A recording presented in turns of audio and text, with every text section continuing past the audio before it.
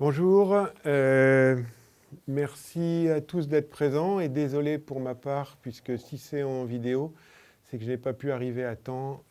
J'ai un train qui est censé arriver tard dans la soirée, mais ça me paraissait important d'être présent et de répondre aux quelques questions que j'ai pu lire sur l'enquête que vous avez faite par rapport à AgroParisTech en 2025. Mais je voudrais commencer d'abord par donner quelques nouvelles de l'école qui se porte très bien. Les classements internationaux, j'y reviendrai tout à l'heure, sont excellents pour l'école. La construction du projet Appel a démarré en janvier dernier et le chantier est donc opérationnel. On devrait avoir une opportunité de montrer quelques éléments d'ici septembre, puisqu'il y aura un premier bâtiment qui aura quelques parties visitables. Et tout le dossier de préfiguration de ce que va être AgroParisTech dans l'avenir se met en place et se positionne très bien. Sur nos sites universitaires, la construction académique se fait bien, à Saclay évidemment parce que c'est l'actualité de construction dans les labellisations master, doctorat et unités de recherche, mais aussi dans le fonctionnement en Lorraine, à Montpellier, à Kourou et à Clermont-Ferrand ou à Reims. Donc une vie de l'école qui est tout à fait bonne. Et je voudrais juste souligner aussi que la ferme expérimentale a obtenu une labellisation ISO 50001, qui est une très belle réalisation, puisque à ma connaissance, il n'y a que 2 sites expérimentaux fermes qui sont dans ce cadre-là, et ça montre la dynamique d'AgroParisTech qui a envie à la fois de faire, de démontrer, mais de faire la recherche et la formation qui s'y associent. Voilà. Alors ensuite, j'ai lu les questions, et donc je vais essayer de répondre aux différentes questions dans l'ordre où vous les avez introduites dans le questionnaire. Évidemment, ce n'est pas la richesse d'une interaction, mais j'espère que je vais apporter les quelques éléments importants aux différentes questions que vous avez posées. Alors la première question, elle est sur le changement climatique et puis le positionnement de la formation. Alors sur cette question-là, je pense qu'on est absolument en phase ensemble, à savoir que le changement climatique et la transition écologique, c'est un cadre essentiel pour AgroParisTech. Un très grand nombre de formations se justifient, se revendiquent de ce cadre-là, mais je crois qu'il faut l'élargir un petit peu. Et en fait, c'est l'ensemble des transitions qui s'imposent à AgroParisTech et qui constituent à la fois un contexte, des contenus d'enseignement, mais aussi un positionnement pour des emplois, pour des jeunes ingénieurs sortants. Ce sont les transitions écologiques, bien sûr, liées au climat, mais aussi énergétiques, alimentaires, sociales. Et aussi, on le voit dans toutes les réglementations politiques où ces dimensions écologiques sont en train d'arriver. Et peut-être qu'il sera montré dans les suites du grand débat national que cette transition écologique va se décliner en évolution importante pour la société, ce à quoi AgroParisTech est partenaire, est acteur et continuera à l'être dans le futur. Donc on est vraiment légitime sur ces questions de transition. Je partage les commentaires du Transparent qui soulignent qu'il y a des nuances, parce que c'est un sujet à la mode. Et c'est bien clair que l'enjeu, c'est d'y avoir une contribution scientifique.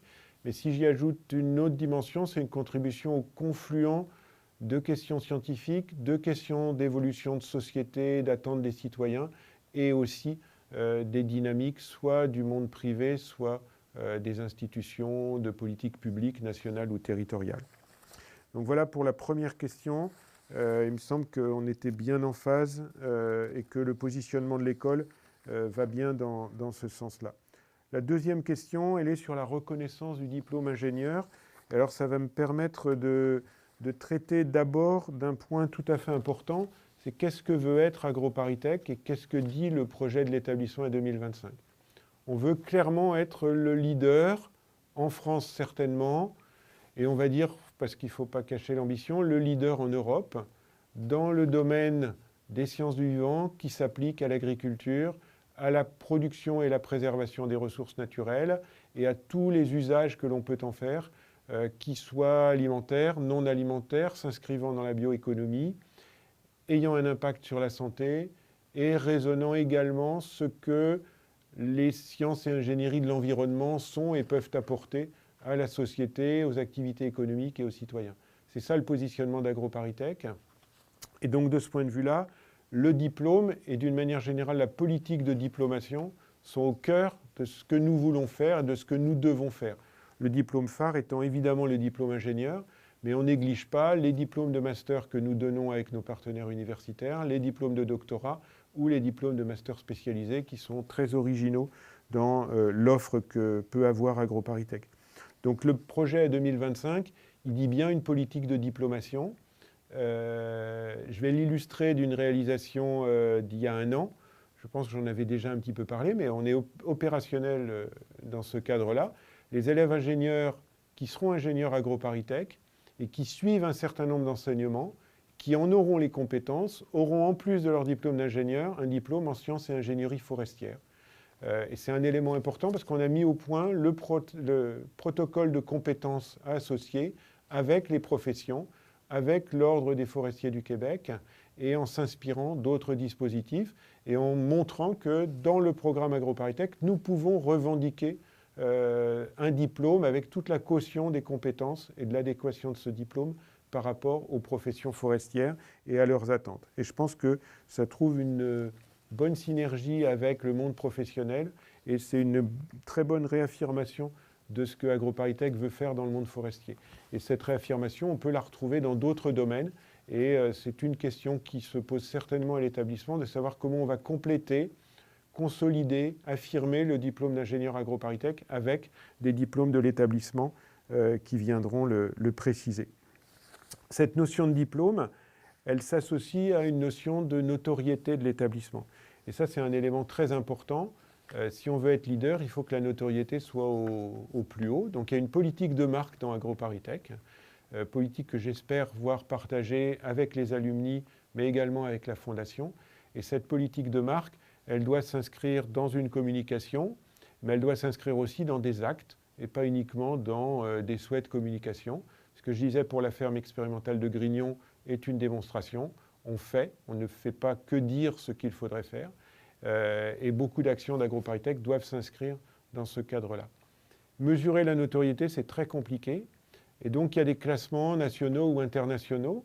Donc, ça me fait plaisir de vous dire qu'AgroParisTech, dans le classement QS, qui est un de ceux que nous suivons, je vais dire tout à l'heure pourquoi il est intéressant, se retrouve dans le classement 2019 à la 3e place en Europe, derrière Wageningen et l'Université suédoise d'agriculture, et à la 4e place dans le monde, s'insérant devant les 2 premiers, l'Université Californie de Davis. Donc c'est un excellent résultat. Il y a très peu de grandes écoles qui sont placées à ce niveau-là au niveau mondial, et donc c'est très bien. Mais ce qui est plus intéressant encore, c'est que la décomposition d'un classement comme QS fait apparaître l'excellence académique, pour lesquelles on doit être à 97 points sur 100, et surtout l'excellence du point de vue des employeurs, où AgroParisTech a la première place, puisqu'on a 100 points sur 100, ce qui veut dire la qualité des élèves, la qualité des entreprises, la qualité des répondants, et donc en finale, la qualité des alumni.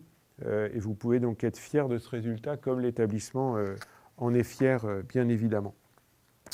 Alors la 3e et 4e question, elles avaient été regroupées. Elles traitent de la formation doctorale et puis les formations master dans le projet d'AgroParisTech. Donc c'est très clairement dans la politique de diplomation d'AgroParisTech. Je l'ai dit, on a plusieurs diplômes, et le diplôme master et le diplôme doctorat sont des diplômes importants.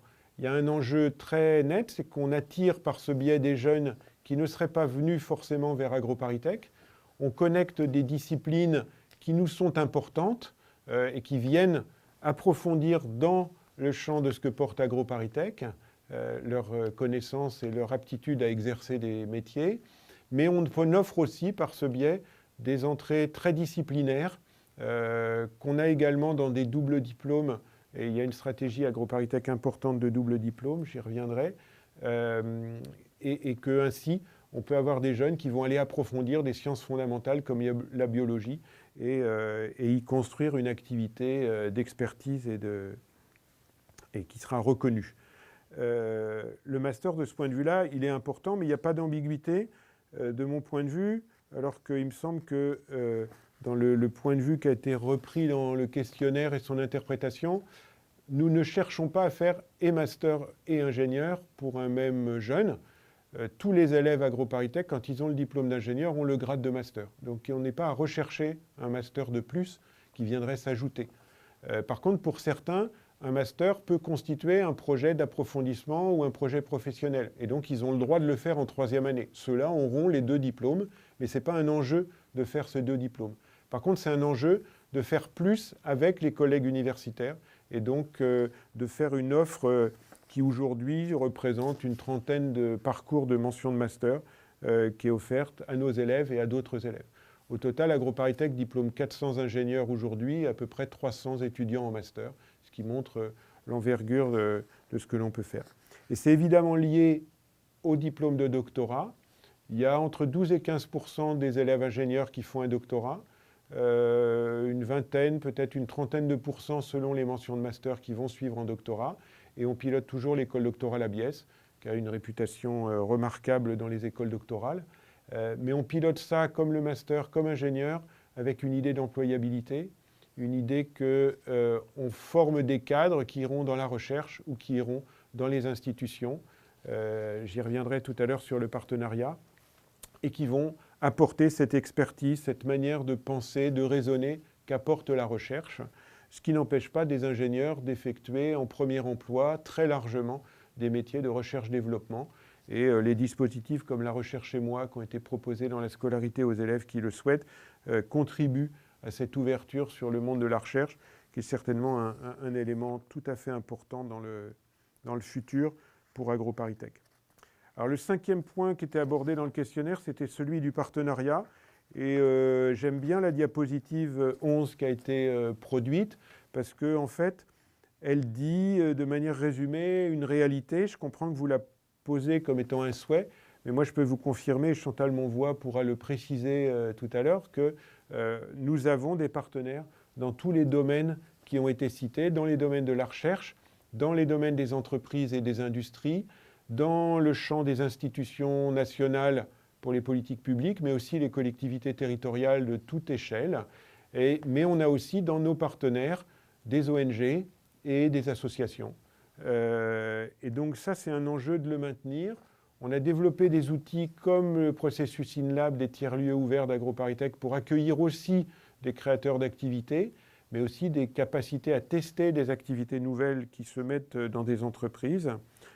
Et donc, c'est un enjeu tout à fait important de continuer à faire ce développement. La politique des chaires et les différentes chaires d'entreprise et chaires partenariales qui existent dans AgroParisTech vont bien dans cet ensemble-là. Et c'est un des lieux pour lequel le lien entre les alumni et l'établissement peut être tout à fait important, parce que d'une part, vous pouvez nous aider à mettre en évidence des dynamiques, des sujets importants pour le monde économique et de la société, mais vous pouvez aussi en être acteur et participer à la construction de ces chaires, de ces grands projets, comme vous êtes déjà alumni, acteurs d'accueil de stagiaires, porteurs de projets qui sont proposés aux étudiants et qui contribuent à leur formation au niveau de la formation ingénieur comme de la formation master. La 7e et 8e question portaient sur les alliances internationales. Alors cette question, elle est à la fois évidente et d'une certaine manière triviale. Je ne crois pas qu'il y ait un système universitaire aujourd'hui qui ne se revendique pas d'une dynamique internationale. Quand je dis qu'il y a une politique de marque à AgroParisTech et qu'on veut être leader européen, forcément, on est dans une dynamique internationale. Et donc, je rejoins l'analyse et les recommandations que vous faites en disant que l'Europe est certainement le premier acteur important, significatif et stratégique. En même temps, dire l'Europe, c'est plus compliqué que ça parce que nos partenaires principaux sont les universités et les entreprises à dynamique européenne ou internationale. Je ne voudrais pas qu'on oublie que la dimension internationale, ce sont aussi quelques pays ou quelques régions importantes du monde. Je vais y revenir tout à l'heure. Je voudrais illustrer la dynamique européenne par le fait qu'avec 5 autres universités en Europe, on s'est proposé de créer une université européenne de bioéconomie. Ce sont les meilleures universités du domaine, puisqu'on va trouver Wageningen, Hohenheim, beaucoup à Vienne, l'université de Bologne, l'université de Joensuu en Finlande et AgroParisTech. Et on va, dans ce cadre-là, construire des échanges, des trajectoires, des cursus communs de manière à montrer toute cette dynamique de la bioéconomie et donc de l'usage varié des ressources biomasse renouvelables, comment ça peut s'inscrire dans les trajectoires de création d'activités, de consolidation de secteurs d'emploi, évidemment, d'activités pour nos jeunes. À l'international, vous ne le mentionnez pas, mais je pense que c'est quelque chose d'extrêmement important dans la dynamique de l'AgroParisTech.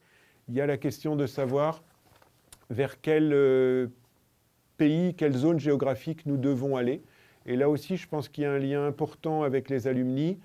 Il faudra certainement qu'AgroParisTech ait, d'une manière ou d'une autre, un lien étroit qui peut être une implantation, des partenariats particuliers avec une zone comme l'Afrique, que ce soit l'Afrique francophone ou l'Afrique anglophone. Il faudra sans doute aussi que dans le domaine de l'Amérique du Sud et Amérique centrale, on ait des liens. Et donc là, je décris les grands cônes sud avec tout le développement et l'importance du monde agricole dans ces zones régionales. Et donc, c'est là aussi une dimension pour laquelle je pense que l'école a besoin des alumni, à la fois pour nous aider à identifier les bons lieux, mais aussi pour nous aider financièrement, par influence, pour savoir sous quelle forme on doit s'implanter, dans quel partenariat, voire dans quelle implantation en tant que telle d'AgroParisTech dans un de ces pays-là. C'est un enjeu au moins de réflexion à l'horizon 2025. La dernière question que vous avez abordée, c'est celle de la Fondation. Donc je laisserai Chantal Monvoy, qui est déléguée générale de la Fondation, répondre à ce point-là.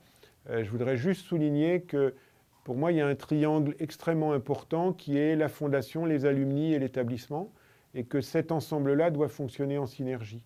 La Fondation, finalement, c'est un des éléments moteurs de cette synergie.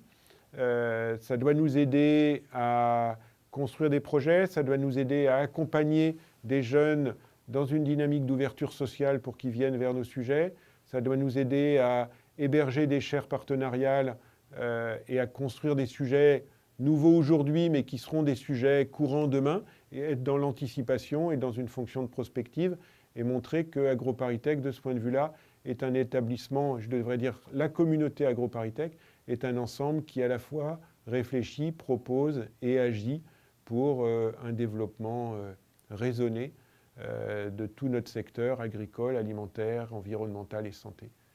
Merci.